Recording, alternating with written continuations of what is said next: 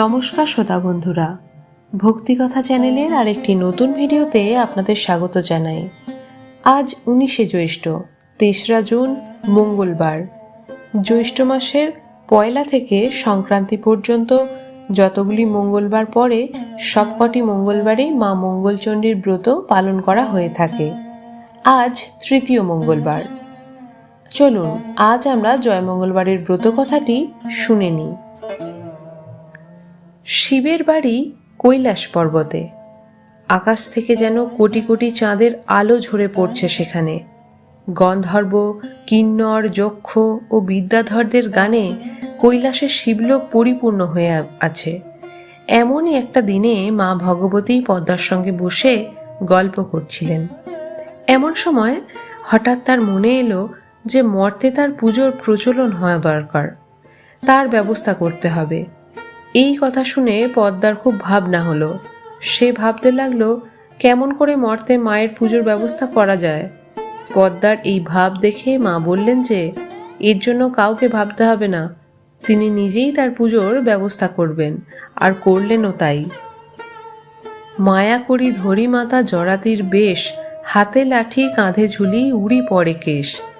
এমনই এক বুড়ির বেশ ধরে মা চললেন মর্তে। এই বেশে মা উজানিনগরে এক বেনে সওদাগরের বাড়িতে গিয়ে উপস্থিত হলেন। এই বেনে সওদাগরের 7টি মেয়ে, একটিও ছেলে নেই। মা এক বুড়ি ব্রাহ্মণের বেশে লাঠি ঠুকতে ঠুকতে ঢুকলেন গিয়ে বেনের বাড়িতে। তখন একেবারে ভর দুপুরবেলা, বাইরে প্রচণ্ড রোদ, তাই ঘরের বাইরে বেরোচ্ছে না কেউ। এমন সময় এসে তিনি ভিক্ষা চাইলেন। বেনে বউ তখনই চাল, টাকা, থালা নিয়ে ভিক্ষে দিতে এলেন। ব্রাহ্মণী তাকে জিজ্ঞাসা করলেন, হ্যাঁ মা, তোমার ছেলে মেয়ে কটি? বেনে বউ বলল, আমার 7টি মেয়ে হয়েছে, ছেলে একটিও হয়নি মা। বেনে বউয়ের উত্তর শুনে মা আর ভিক্ষা না নিয়ে চলে গেলেন। তিনি বললেন, ছেলে আটকুড়োর মুখ দেখতে নেই। এই কথা বলে ব্রাহ্মণী বাড়ি থেকে বেরিয়ে গেলেন এবং কাছের একটি অশ্বত্থ গাছের তলায় গিয়ে বসলেন। এদিকে দুপুরবেলায় এক বুড়ি ভিক্ষা নিতে এসে ছেলে আটকুড়োর মুখ দেখতে নেই বলে চলে গেল। এতে বেনে বউয়ের খুব দুঃখ হলো। সে ভিক্ষের থালা ছুঁড়ে ফেলে দিয়ে বসে বসে কাঁদতে লাগলো। বেনে বউয়ের কান্না শুনে 7 মেয়ে ছুটে এলো, দাস দাসীরা ছুটে এলো, আর স্বয়ং সওদাগরও ছুটে এলেন। সকলে বেনে বউয়ের কান্নার কারণ জিজ্ঞাসা করলেন, কিন্তু বেনে বউ কোনো কথা বলে না। শেষে সওদাগর অনেক অনুনয় বিনয় করার পর বলল সেই ব্রাহ্মণী ভিখারিণীর কথা। বেনে বউ তখন বলল যে ভিখারিণী বলে গেছে যে মেয়ে আটকুড়োর মুখ দেখতে আছে, তবু ছেলে আটকুড়োর মুখ দেখতে নেই। সেই জন্য বেনে বউ জেদ ধরেছে যে ছেলে না হলে সে আর জীবন রাখবে না। বেনে সওদাগর তখন লোকজন নিয়ে বেরোলো বুড়ির খোঁজে। কিছু দূর গিয়েই সওদাগর এক অশ্বত্থ গাছ তলায় বুড়িকে বসে থাকতে দেখল। সওদাগর অমনি গিয়ে বুড়ির পা দুখানি চেপে ধরল। মা, আমার বউ ছেলে আটকুড়ো বলে তুমি তার হাতে ভিক্ষা নাওনি, এতে খুব দুঃখ হয়েছে। এখন তুমি মা দয়া করে একটা ওষুধ দাও, যাতে সে ছেলের মুখ দেখতে পারে। বুড়ি সব কথা শুনে চুপ করে রইল। শেষে অনেক সাধ্য সাধনার পর, তুই যখন নেহাত ছাড়বি না, তখন তোকে একটা ফুল দিচ্ছি, এইটা নিয়ে যা, ফুলটা খুব সাবধানে রাখবি। বেনে বউ যখন অশুচি হওয়ার 4 দিন পর স্নান করে উঠবে, তখন তাকে এই ফুল ধোয়া জল খেতে বলিস, তাহলে তার চাঁদের মতো ছেলে হবে। বুড়ির কাছ থেকে ফুল পেয়ে সওদাগর ছুটল বাড়িতে, আর বউয়ের হাতে ফুলটি দিয়ে তাকে সব কথা বলল। কিছুদিন গেলে এইবার বেনে বউ অশুচি হওয়ার পর স্নান করে উঠে সেই ফুল ধোয়া জল খেল। মা ভগবতীর দয়ায় অল্প দিনের মধ্যেই বেনে বউয়ের পেটে সন্তান এলো। বুড়ো বয়সে বউ গর্ভবতী হয়েছে। এবার আর আটকুড়ো নাম ঘুচবে তার। বাড়িতে সকলের কি আনন্দ। ক্রমে 9 মাসে বেনে বউয়ের শ্রাদ্ধ দেওয়া হলো খুব ঘটা করে। এইভাবে 10 মাস 10 দিন কেটে যাওয়ার পর বেনে বউয়ের প্রসব বেদনা উঠল। কিন্তু প্রসব বেদনায় সে খুব কষ্ট পেতে লাগলো। প্রসব আর কিছুতেই হয় না। সকলে খুবই ভাবনায় পড়েছে। এমন সময় একজন বৃদ্ধা এসে বউয়ের ওই অবস্থা দেখে বললে, বৌমা, এত কষ্ট পাচ্ছে, সে একবার মা দুর্গাকে ডাকুক না, তিনি তো দুর্গতি দূর করেন। এই কথা শুনে বেনে বউ কেঁদে কেঁদে মা ভবানীকে ডাকতে লাগলো। এমন সময় কৈলাসে মা ভবানীর সিংহাসন টলে উঠল। মা তখন পদ্মাকে জিজ্ঞাসা করলেন, হ্যাঁ রে পদ্মা, হঠাৎ আমার সিংহাসন এভাবে টলে উঠল কেন? পদ্মা তখন বললে, মা, তুমি যে বেনে বউকে ওষুধ দিয়েছিলে ছেলে হওয়ার জন্য, আজ 9 দিন ধরে প্রসব বেদনায় সে ভয়ানক কষ্ট পাচ্ছে, তাই সে তোমায় ডাকছে। পদ্মার কাছে এই কথা শুনে মা খুব কষ্ট পেলেন। তারপর তিনি বুড়ির বেশ ধরে গিয়ে হাজির হলেন তার বাড়িতে। বাড়িতে তখন অনেক লোকজনের যাতায়াত। মা তখন একটি মেয়েকে জিজ্ঞাসা করলেন, হ্যাঁ গা, কি হয়েছে? তোমাদের বাড়িতে এত লোকজন কেন? মেয়েটি তখন বুড়িকে সব কথা বলল। বুড়ি তখন বললে, আমি কি বৌরানীকে গিয়ে একবার দেখতে পারি? মেয়েটি বলল, কেন পারবে না মা? এই বলে মেয়েটি বুড়িকে নিয়ে গেল বেনে বউয়ের কাছে। বুড়ি তখন বললে, ঘর থেকে সবাই বেরিয়ে যাও, আমি একলা বৌরানীর কাছে থাকব, তোমাদের কোনো ভয় নেই। বুড়ির কথা মতো সকলে ঘর থেকে বেরিয়ে যেতে বুড়ির বেশে মা ভগবতী বৌরানীর গায়ে তার পদ্মহস্ত বুলিয়ে দিলেন। সঙ্গে সঙ্গে বেনে বউয়ের একটি চাঁদের মতো ছেলে প্রসব করলেন। মা ভবানী তখন ছেলেটিকে একটু আদর করলেন আর বললেন, এর নাম রেখো জয়দেব। এই বলে মা অদৃশ্য হয়ে গেলেন। এইভাবে বেশ কিছুদিন কেটে গেল। হঠাৎ আবার মা ভগবতীর সিংহাসন টলে উঠল। আবার বুড়ির বেশে মা গিয়ে হাজির হলেন ধনপতি সদাগরের বাড়িতে। তেমনি দুপুরবেলায় সেখানে গিয়ে ভিক্ষা চাইলেন। ধনপতির বউ তখন থালায় করে চাল আর টাকা নিয়ে এসে বুড়িকে ভিক্ষা দিতে এলো। বুড়ি তখন তাকে জিজ্ঞাসা করলেন, হ্যাঁ মা, তোমার ছেলে মেয়ে কটি? বেনে বউ বললে, আমার 7টি ছেলে, মেয়ে হয়নি মা। এই কথা শুনে বুড়ি আর ভিক্ষা নিলেন না, শুধু বলে গেলেন, ছেলে 8 কুঁড়োর মুখ দেখতে আছে, তবু মেয়ে 8 কুঁড়োর মুখ দেখতে নেই। এই কথা শুনে বেনে বউ ভিক্ষার থালা ছুঁড়ে ফেলে দিয়ে আর নিজের বাড়িতে পড়ে খুব কাঁদতে লাগলো। তার কান্না শুনে বাড়ি শুদ্ধ লোক এসে পড়ল তার কাছে আর কান্নার কারণ জিজ্ঞাসা করতে লাগলো, কিন্তু বেনে বউ উত্তর দেয় না। অনেক সাধ্য সাধনার পর সে বলল যে এক ব্রাহ্মণী তার কাছে ভিক্ষা না নিয়ে চলে গেছে আর বলে গেছে ছেলে 8 কুঁড়োর মুখ দেখতে আছে, কিন্তু মেয়ে 8 কুঁড়োর মুখ দেখতে নেই। এই কথা বলার পর বেনে বউ খুব কাঁদতে কাঁদতে বলতে লাগলো, মেয়ে না হলে সে আর কিছুতেই এই প্রাণ রাখবে না। সওদাগর তখন লোকজন নিয়ে বুড়ির খোঁজে বেরুলো। তারা কিছু দূর গিয়েই দেখলো যে বুড়ি একটা বটগাছের নিচে বসে আছে। সওদাগর তখন তার পা দুটি ধরে অনেক অনুনয় বিনয় করে বলল, মা, আমার মেয়ে হয়নি বলে তুমি আমার বউয়ের কাছে ভিক্ষা নাওনি, সে কেঁদে কেঁদে সারা হচ্ছে, এখন কি করে আমার মেয়ে 8 কুঁড়ো নাম ঘুচবে, দয়া করে তুমি তার ব্যবস্থা করে দাও মা। সওদাগরের কথা শুনে মার দয়া হলো। তখন তিনি তার ঝুলির ভেতর থেকে একটি ফুল বার করে সওদাগরের হাতে দিয়ে বললেন যে এটা তুই নিয়ে যা আর খুব যত্ন করে রাখিস। তোর বউয়ের অসুচি হওয়ার পর 4 দিন পর সূচি হলে এই ফুলটা ধুয়ে জল খেতে বলিস, তাহলেই ফুলের মতো তার মেয়ে হবে। এর কিছুদিন পর বেনে বউ গর্ভবতী হলো। 10 মাস 10 দিন কেটে যাওয়ার পর প্রসব বেদনা দেখা দিল, কিন্তু প্রসব আর কিছুতেই হতে চায় না। বেনে বউ খুব কষ্ট পেতে লাগলো। তখন সে কেঁদে কেঁদে মাকে ডাকতে লাগলো। এবারেও মার সিংহাসন টলে উঠল। পদ্মা তখন মাকে বেনে বউয়ের কথা মনে পড়িয়ে দিয়ে বলল যে 4-5 দিন ধরে সে খুবই কষ্ট পাচ্ছে। এই কথা শুনে মা আর থাকতে পারলেন না, আবার বুড়ির বেশ ধরে চললেন বেনে বউয়ের বাড়ি। সেখানে পৌঁছে বাড়ির লোকের মত নিয়ে বুড়ি গিয়ে ঢুকলো আঁতুর ঘরে। এখানে বেনে বউয়ের কাছে যারা বসেছিল বুড়ি তাদের বলল, তোমরা সকলে একবার ঘরের বাইরে যাও, আমি একলা বউয়ের কাছে থাকব। বুড়ির কথা শুনে সকলে যেন আবিষ্ট হয়ে ঘর থেকে বেরিয়ে গেল। বুড়ি তখন ঘরের দরজা বন্ধ করে দিয়ে বেনে বউয়ের গায়ে হাত বুলিয়ে দিলেন। সঙ্গে সঙ্গে বেনে বউয়ের একটি ফুলের মতো মেয়ে প্রসব করল। মা তাকে নিয়ে একটু আদর করলেন, তারপর তাকে বেনে বউয়ের কোলে দিয়ে বললেন, এর নাম রেখো জয়াবতী। এই বলে মা অদৃশ্য হয়ে গেলেন। ক্রমে জয়াবতীর 7 বছরে পড়ল। সে এখন তার সমজুটি পাড়ার মেয়েদের নিয়ে পুতুল খেলে আর ঠাকুরের পুজো করে। সে ছেলেবেলা থেকেই বালির নৈবেদ্য, কাঁঠাল পাতা, বেলপাতা, বনের ফুল আর নানান রকমের লতাপাতা দিয়ে আপন মন থেকেই মঙ্গলচণ্ডীর পুজো করে থাকে। একদিন সে এইভাবে পুজো করছে, এমন সময় জয়দেবের পায়রা এসে বসলো জয়াবতীর কোলে। জয়দেবের পায়রার পিছনে ছুট নিল। সে এসে দেখলো পায়রা জয়াবতীর কোলে এসে বসে আছে। জয়দেব বলল, আমার পায়রা দাও। জয়াবতী বলল, বারে, পায়রা আমার কোলে এসে বসেছে, আমি তোমার পায়রা দেব কেন?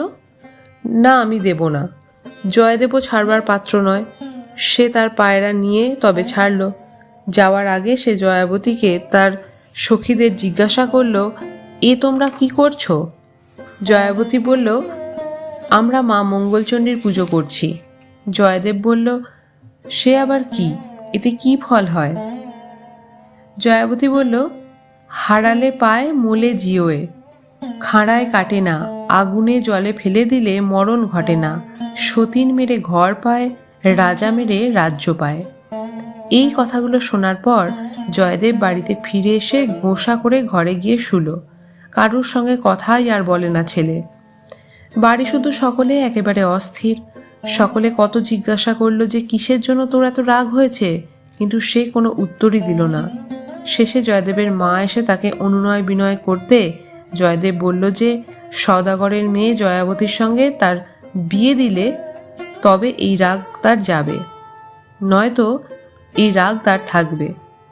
জয়দেবের মা তার এই কথা শুনে বলল, তোর এই জন্য এত রাগ? এই তোর কথা? এর জন্য ভাবনা কি, আমি কর্তাকে বলে শীঘ্রই জয়াবতীর সঙ্গে তোর বিয়ের ব্যবস্থা করে দিচ্ছি। ওরা তো আমাদের ঘর কিছুই আটকাবে না। কিছুদিন পরে বেনে সওদাগর জয়াবতীর বাবা ধনপতি সওদাগরের কাছে বিয়ের প্রস্তাব পাঠালো। ধনপতি বেনে সওদাগরের লোকের মুখে সব কথা শুনে বিয়ে দিতে রাজি হয়ে গেল। আর বিয়ে স্থির হলো জ্যৈষ্ঠ মাসের মঙ্গলবারে। জ্যৈষ্ঠ মাসে জয়মঙ্গলবারের ব্রতের দিন খুব ধুমধাম করে জয়াবতীর সঙ্গে জয়দেবের বিয়ে হয়ে গেল। বিয়ের দিন রাত্রে বাসর ঘরে জয়াবতী আঁচলে বাঁধা গদ বের করে খেয়ে নিল। তাই দেখে জয়দেব বলল, ও কি, তুমি কি কোনো তুকতাক করলে নাকি? জয়াবতী বললে, তুকতাক কিছুই করিনি, আজ জয়মঙ্গলবারের ব্রত করছি তাই গদ খেলুম। বিয়ের পরদিন ধনপতি সওদাগর জয়াবতীকে সোনার গহনায় একেবারে মুড়ে দিল আর অনেক ধনরত্ন দিয়ে বরকনেকে বিদায় করল। যাওয়ার সময় জয়দেব তার বাবার সঙ্গে না গিয়ে একটা আলাদা ডিঙি করে বউকে নিয়ে চলল। ছেলের ইচ্ছে তার বাবা কোনো বাধা দিলেন না। খানিক দূর যাওয়ার পর জয়দেব জয়াবতীকে বলল, দেখো, এখানে চোরের খুব উপদ্রব। তুমি অনেক গয়না পরে আছো, চুরি যাওয়ার খুব ভয় আছে। তুমি সমস্ত গয়না খুলে তোমার কাপড়ের একটা পুঁটলি করে আমাকে দাও, আমি ওটা কোলে নিয়ে বসে থাকি, আর তুমি আমার চাদরটা পরে থাকো। জয়াবতী তাই শুনে গয়নাগুলি একটি পুটুলি করে জয়দেবের হাতে দিল, আর জয়দেব সঙ্গে সঙ্গে সেই পুটুলিটা জলে ফেলে দিল। তারপরে কৈলাসে মা ভবানীর আসন টলে উঠল। মা পদ্মাকে জিজ্ঞাসা করলেন, আবার আমার আসন টলল কেন পদ্মা? পদ্মা বলল, তোমার জয়দেব জয়াবতীর সব গহনা জলে ফেলে দিয়েছে, এখন কি উপায় হবে? দেবী ভবানী তখনই রাঘব বোয়ালকে ডেকে বললেন, আমার জয়াবতীর সমস্ত গয়না জয়দেব পুঁটলি করে জলে ফেলে দিয়েছে, তুমি পুঁটলিটা এক্ষুনি গিলে ফেলো, পেটের মধ্যেই রাখো, আর খাল বিল পুকুর যেখানে যত মাছ আছে তাদের ডেকে বললেন, কাল থেকে 3 দিন তোমরা সকলে জলের গভীরের মধ্যে লুকিয়ে থাকবে। এদিকে বেনে সওদাগরের বউ মেয়েদের নিয়ে ডিঙা বরণ করতে এলো। সকলে দেখলো বউয়ের গায়ে একখানাও গহনা নেই। সকলে বলতে লাগলো যে বউয়ের বাবা অত বড় মানুষ হয়ে মেয়েকে একখানাও গয়না দেয়নি, কি আশ্চর্য। যাই হোক, বেনে বউ নিজের ঘরে নানা রকম গয়না দিয়ে বউকে বরণ করলো আর তাকে ঘরে নিয়ে গেল। পরের দিন বউ ভাত, ভালো মাছ দেখার জন্য জেলেদের ওপর হুকুম দেওয়া হলো। জেলেরাও বেরোলো মাছ ধরতে, কিন্তু কোথাও মাছ মেলে না। শেষে নদীতে জাল ফেলতে জালে পড়ল সেই রাঘব বোয়াল মাছ। সে জয়াবতীর গহনার পুটুলি গিলেছিল। জেলেরা মাছ নিয়ে সওদাগরের বাড়িতে এলো। প্রকাণ্ড মাছ, বাড়িতে সবাই খুব খুশি। মাছ কোটবার আয়োজন হলো, কিন্তু বটি, কাটারি, এমনকি কুড়ুল দিয়েও সেই মাছ কেউ কাটতে পারল না। এইসব ব্যাপার দেখে জয়াবতী তার শাশুড়িকে বলল, মা, আমি মাছটা কুটব? শাশুড়ি বলল, এত মানুষ পারল না আর তুমি পারবে? কি বলছো বৌমা? জয়াবতী কিন্তু সহজে ছাড়ল না। শাশুড়িকে অনেক বুঝিয়ে সুঝিয়ে নিজেই মাছ কুটতে বসলো।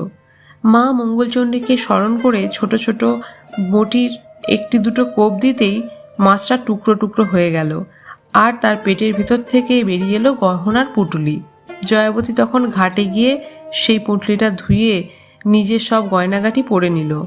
তখন সকলেই বলতে লাগলো, ওহ, কি গহনাই দিয়েছে ধনপতি! বেনে সওদাগরের বইয়ের এত আনন্দে আর ধরে না। এদিকে জয়াবতীর সব গহনা ফিরে পেতে দেখে জয়দেব ভাবল, হারালে পায়। জয়াবতী তো সত্যিই সব হারিয়ে আবার পেল। সেদিন বউ ভাত। 700টি বেনে এসেছে নিমন্ত্রণ খেতে। জয়দেব গিয়ে চুপি চুপি তাদের বলে দিল যে তারা যেন বলে যে মাছ কুটেছে সেই যেন মাছ রান্না করে, তবেই তারা খাবে, না হলে খাবে না। তখন এই কথাটা বেনে সওদাগরের কানে উঠলে বেনে সওদাগর জয়াবতীর কাছে গিয়ে বলল, মা জয়াবতী, তুমি না রান্না করলে কেউ খাবে না বলছে, এখন কি হবে মা?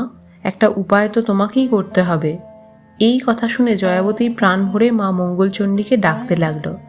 জয়াবতীর কাতর প্রার্থনা শুনে আবার কৈলাসে মা ভবানীর আসন টলল। মা পদ্মাকে বললেন, কি হয়েছে পদ্মা? আবার আমার আসন টলল কেন? পদ্মা বলল, তোমার ব্রতদাসী জয়াবতী বিপদে পড়ে তোমাকে ডাকছে। আজ বউ ভাত, 700 বেনে এসেছে নিমন্ত্রণ খেতে। তারা বলেছে জয়াবতী না রান্না করলে কেউ খাবে না। তখন মা ভবানী এক শ্বেত মাছের রূপ ধরে উড়ে এসে জয়াবতীর কাছে গিয়ে উপস্থিত হলেন। পরে মা জয়াবতীর কানে কানে বললেন, ভয় কি? তুমি বলো, 17টি হাঁড়ি চাই, 17টি সরা চাই, আর 17 গোছা বেড়ি চাই। মায়ের কথা মতো জয়াবতী গিয়ে শ্বশুরকে ওই জিনিসগুলি আনিয়ে দিতে বললেন। জয়াবতীর শ্বশুর তখন জিনিসগুলি আনিয়ে দিল। জিনিসগুলি রান্নাঘরে রেখে দেওয়ার পর জয়াবতী একখানি চেলি পরে রান্নাঘরে গিয়ে ঢুকে দরজা বন্ধ করে মা চণ্ডীকে স্মরণ করল। মা তখন এসে উপস্থিত হলেন। 17টা উনুন একসাথে জ্বলে উঠল। দেখতে দেখতে হাঁড়িগুলোতে রান্না চেপে গেল, আর রান্না হয়েও গেল অল্প সময়ের মধ্যে।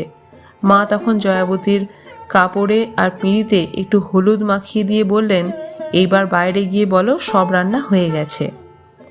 রান্না সেরে জয়াবতীকে রান্নাঘর থেকে বেরিয়ে আসতে দেখে এবং সব রান্না হয়ে গেছে শুনে বেনে সওদাগরের বউ একেবারে আশ্চর্য হয়ে গেল। এখন তার আনন্দের অন্ত নেই। এত শীঘ্রই সব রান্না হয়ে যেতে দেখে সকলেই জয়াবতীর খুব সুখ্যাতি করতে লাগলো। জয়দেব তখন আবার গিয়ে বেনেদেরকে বলে এলো যে তারা যেন বলে যে রান্না করেছেন তিনিই যেন পরিবেশন না করলে কেউ খাবে না। এই কথা বেনে সওদাগরকে জানানো হয়। জয়াবতীর শাশুড়ি গিয়ে জয়াবতীকে বেনেদের যে কথা বলেছেন সেই কথাগুলি বলল। জয়াবতী আবার মাকে স্মরণ করতে মা মঙ্গলচণ্ডীও সঙ্গে সঙ্গে এসে দেখা দিলেন এবং জয়াবতীকে বললেন, তুমি তোমার শাশুড়িকে বলো 700টি বেনে একসঙ্গে খেতে বসলে তুমি তাদের পরিবেশন করতে পারবে। তারপর তারা খেতে বসলে তুমি একখানা পাতে সব জিনিস দিয়ে দেবে। তারপর দেখতে পাবে সব জিনিসগুলি সব পাতে পড়েছে। জয়াবতীর কথা অনুসারে বেনেরা একসাথে খেতে বসলো, আর জয়াবতী একখানা পাতে সব জিনিস দিয়ে দিতেই জিনিসগুলি সব পাতেই পড়ল সঙ্গে সঙ্গে। বেনেরা সবাই খুব তৃপ্তি করে খেয়ে জয়াবতীকে প্রাণ খুলে আশীর্বাদ করে চলে গেল। জয়াবতীর বিয়ের পর 5-6 বছর কেটে যেতে জয়াবতী গর্ভবতী হলো। বেনে বউ খুব ঘটা করে সাধ দিল, গরিব দুঃখীকে অনেক দান করলো। শেষে 10 মাস 10 দিন পর ঘর আলো করে ছেলে এলো জয়াবতীর কোলে। পাঁচুটের দিনে ছেলেকে তেল হলুদ মাখিয়ে পিঁড়িতে শুইয়ে দিয়ে জয়াবতী পুকুরে স্নান করতে গেল।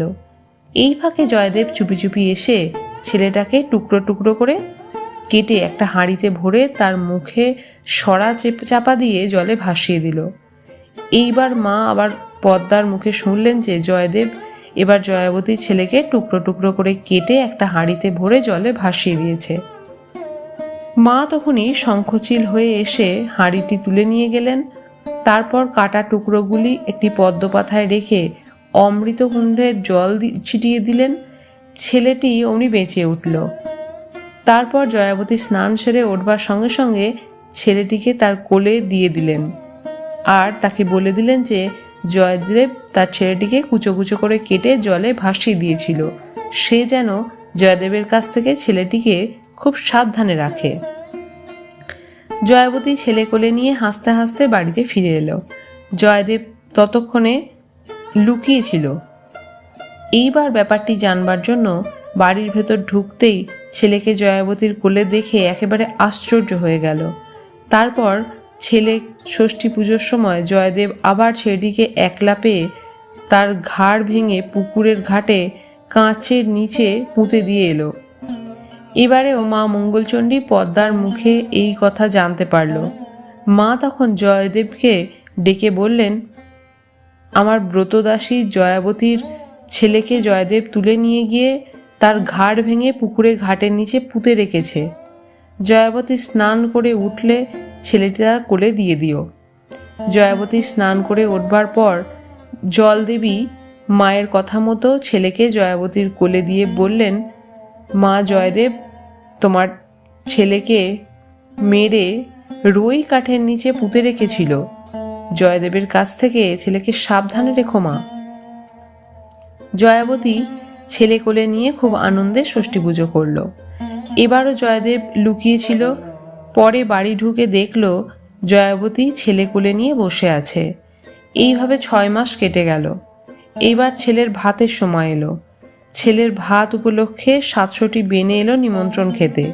নিমন্ত্রণ পেয়ে অনেক দূর দূর থেকে লোক এলো বেনে সওদাগরের বাড়িতে। বাড়িতে তখন চলল খুব আনন্দ উৎসব। ক্রমে এসে গেল ভাতের দিন। জয়াবতী ভাতের দিন ছেলেকে নাইয়ে ধুইয়ে নানা রকম গহনা পরিয়ে রেখে গেল স্নান করতে। এদিকে জয়দেব সুযোগ খুঁজছিল। এই ফাঁকে সে ছেলেটিকে তুলে নিয়ে গিয়ে কুমোরদের পোয়ানের ভেতর রেখে এলো। সেই দিন আবার ছিল পোয়ানে আগুন দেওয়ার দিন। সেই মতো কুমোরেরা পোয়ানে আগুন দিল, কিন্তু আগুন ধরল না।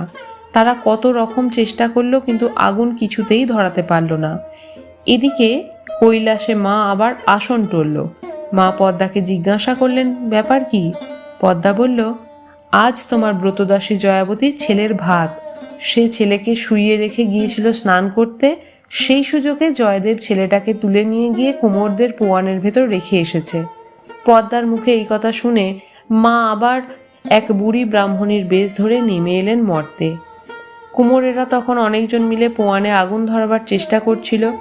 মা কুমোরদের কাছে গিয়ে জিজ্ঞাসা করলেন, হ্যাঁ গা, তোমাদের ওখানে এত ভিড় কিসের? কুমোরেরা বলল, মা আমরা পোয়ানে কিছুতেই আগুন ধরাতে পারছি না। যতবারই চেষ্টা করছি আগুন কিছুতেই ধরছে না। আমরা বুঝতে পারছি না ব্যাপার কি। মা তখন তাদের সরে যেতে বলে পোয়ানের ভেতর থেকে ছেলেটিকে বার করে নিলেন। সঙ্গে সঙ্গে পোয়ানের আগুন জ্বলে উঠল। মা তারপর ছেলেটিকে নিয়ে গিয়ে জয়াবতীর কোলে দিয়ে বললেন, তোমায় কতবার বলেছি যে ছেলেটিকে সাবধানে রেখো মা, তুমি পারছো না। আজ জয়দেব তোমার ছেলেকে নিয়ে গিয়ে কুমোরদের পোয়ানের ভেতর রেখে এসেছিল। এই কথা শুনে জয়াবতী এবং তার ছেলেকে আশীর্বাদ করে মা অদৃশ্য হয়ে গেল। সন্ধ্যের পর জয়দেব বাড়ি ঢুকে দেখল ছেলে বেশ আনন্দে মায়ের কোলে বসে খেলা করছে। এইবার জয়দেব বুঝল 3 বার চেষ্টা করেও যখন ছেলেটার কোনো ক্ষতি করা গেল না, তখন এই কথা মানতেই হবে যে ব্রতের ফলের হয়তো অন্যথা কখনোই হয় না। এরপর আর একদিন শেষ দেখবার জন্য জয়দেব একখানা কাটারি নিয়ে ছেলেটাকে কাটতে আরম্ভ করলো। এমন সময় জয়াবতী এসে বলল, এ কি করছো তুমি? এত রকম করেও তোমার বিশ্বাস হলো না মা মঙ্গলচণ্ডীর ওপর? জয়দেব বেশ খানিকটা লজ্জিত হয়ে বলল, হ্যাঁ, এইবার আমার বিশ্বাস হয়েছে। তারপর থেকে জয়দেব আর কোনো অঘটন ঘটানোর চেষ্টা করল না। জয়াবতীকে নিয়ে বেশ সুখে ঘর করতে লাগলো। পরে তাদের আরও কয়েকটি ছেলে মেয়ে হলো। জয়াবতী শ্বশুর শাশুড়ি নাতি নাতনিদের মুখ দেখে খুব আনন্দের দিন কাটিয়ে শেষে স্বর্গে গেলেন। জয়াবতী আর জয়দেব তাদের ছেলে মেয়েদের কাছে মা মঙ্গলচণ্ডীর ব্রতের কথা প্রচার করল এবং তাদের প্রচার করতে বলে দিল। তারপর একদিন শুভ দিনে স্বয়ং ভগবান পুষ্পক রথ পাঠিয়ে দিলেন। জয়দেব ও জয়াবতী জীবন্ত অবস্থায় সেই রথে চড়ে স্বর্গে গেলেন।